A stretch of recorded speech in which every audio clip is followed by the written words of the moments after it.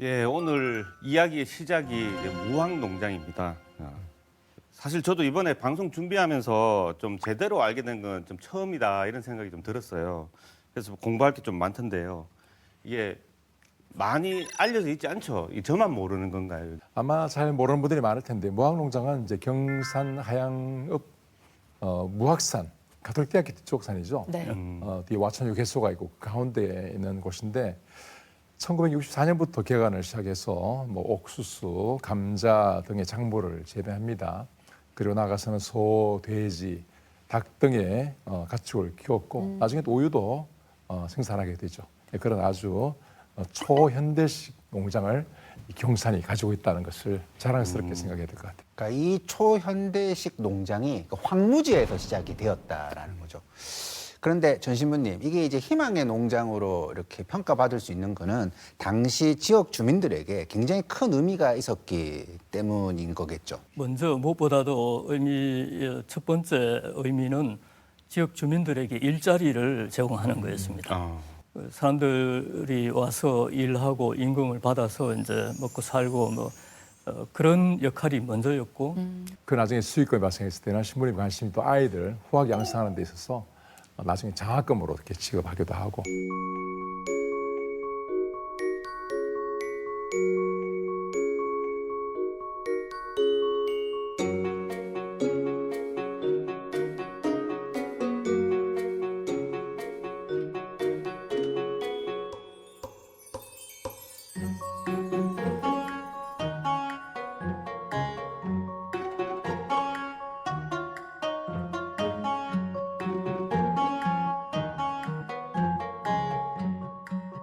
지어진 게 1960년대 초중반이에요. 이때 당시에는 우리가 철근 콘크리트라든지 벽돌의 재료를 많이 사용해서 건축을 했었거든요. 근데 이 무학농장을 보면 우리가 돌을 쌓아서 만든 구조입니다. 그래서 이게 유럽식 농장 건축, 목장 건축이라고 얘기하는데 이 유럽식 건축이 남아있는 아주 특이한 경우라고 볼 수 있을 것 같아요. 그리고 내부적으로 봤을 때도 우리가 농장, 목장이라고 생각하면 단층 구조를 생각하잖아요. 여기는 축사는 3층 구조, 돈사는 2층 구조로 되어 있는데요. 특히 돈사 같은 경우에는 경사지에 지어져 있어요.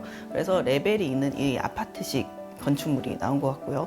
축사는 3층으로 해서 3층에서 작업을 해서 밑에 층으로 이렇게 수직 낙하를 해요. 건초를 수직 낙하를 하는 형태로 나타나게 되는데요. 이런 것들이 우리가 작업의 효율성이라든지 작업자의 공간 활용 방안 이런 것들을 잘 설명할 수 있는 그런 건축물인 것 같습니다. 그리고 이런 축사나 돈사 외에도 창고나 온실, 비닐하우스, 사무실, 숙소 등이 이렇게 건축이 되어서 농업과 사람들의 생활에 필요한 모든 시설을 이 대지 안에서 함께 갖추고 있다고 볼 수 있을 것 같습니다. 정부에서 마침 또 그때 이제 그 토지 개발 계획을 세워서 그런 일을 추진하고 마침 때가 맞추어서 그런 일들이 이제 응답으로 이루어진 것 같습니다. 국유지 사용을 허가해 주는 거죠. 허가해 주는 쉽게 말하면. 그게 맞아떨어졌네. 네, 맞아떨어지는 예. 거죠. 그래서 첫 삽을 이제 뜨게 되는 게 1964년 3월 12일 무학농장이 개간을 하게 됩니다.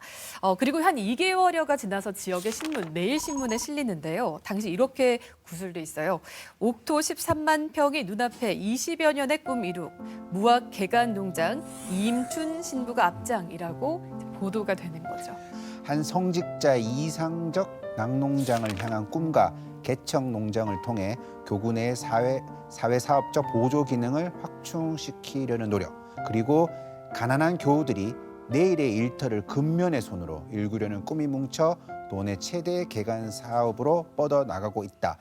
굉장히 주목을 받았다라는 측면도 있고 또 요 기사가 굉장히 좀 당시 시대 상황에서 분석이 제대로 된 것 같아요. 왜 그러냐면 가난한 교우들이 내일의 일터를 만들어내는 거잖아요. 그때는 내일이 없는 거죠. 희망이 없다. 뭔가 미래를 장기적으로 내다본다. 네. 이런 건 불가능한데 여기에서 지금 이루어지고 있는 곳은 주민들에게 일자리를 제공을 하고 그게 생산이 다시 소비가 되고 그런 어떤 흐름이 처음에 좀 잘 보였던 것 같아요. 이게 지금 없는 데서 뭔가를 이루어낸다는 꿈과 같은 설렘도 좀 느껴지는 것 같아요. 몸은 고되지만, 예. 몸은 고되지만 미래를 처음으로 꿈꿔보지 않았을까. 예.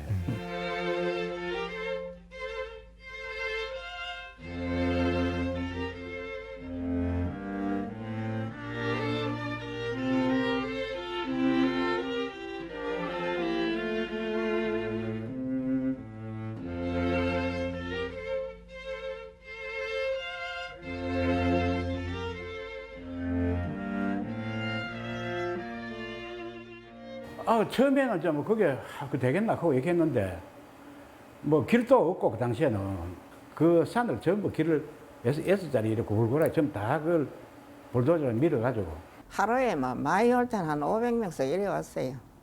일 시키다 올라고 그럴 때는 일할 데가 없으니까 일 시키다 올라고 하루에 쌀 2가마이를 중국밥을 해줬는데 나중에는 쌀을 못 사가 뭐 해줬어요. 그래 일하러 오는 사람들이 먼 데서 오고 뭐 돈도 없겠니 전부 낮에 점심을 안 사와가 전부 군고 일했어요 처음에는. 그때 이제 이게 돈사 이걸 이렇게 탁탁탁 칸을 지어가지고 돼지를 키우고 있었고 닭도 있었고 소도 있고 막 그 옥수수 저 사료 쓰는 옥수수 있지 않습니까? 옥수수 달리는 거 말고 그 버른 옥수수가 온 산을 뒤덮고 있는 걸 보고 와, 저 진짜 이런 거 어디 생전 처음 보는 그런 광경이라서 너무 신기하고. 그래가 그럴 때 농장 하면은 나라에서 전부 돈을 다 대주게 돼 있었어요. 그런데 삼촌은 한 번도 안 받았어요. 박 대통령이 오락해가지고 갔는데 그럴 때 농장 하면은 삼촌이 한 6천만 원 든덕했어요. 6천만 원 든다 했는데 6천만 원을 주고 3천만 원을 다 돌락하더래요. 그래가지고 돈을 한 번도 안 받았어요. 그래 한국에서는 원래 주는 사람이 없고 빌리고 이자 주고 외국에서는 전부 얻어가 앉아 편지를 계속 썼어요. 하루에 400장씩 500장씩.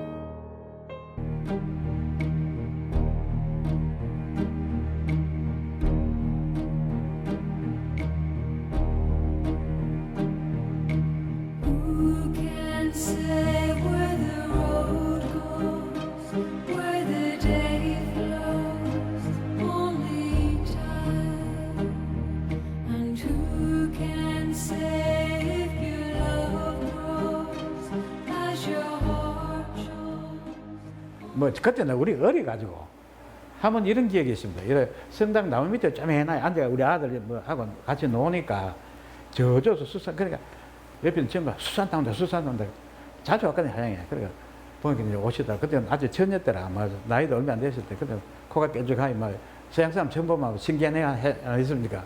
5월달인지 6월달인지 날씨가 되게 따스했는데 사랑문을 열어놓고 점심 해드리고 밥 잡숫고 한참 놀고 가셨어요. 그럴 때 막 서양 사람 처음 보니까만 눈이 노라 해가 막 도라지 타령을 춤을 추는데 막 배웠다 하면 막 기차게 춥지다 사랑해서 노래도 하고 그래가 이제 농장에 자기가 젖소미기라고 해가지고 삼촌인데 그전에는 한우 돼지가 많이 있었어요. 젖소 없었어요. 그래가 젖소를 시작했다.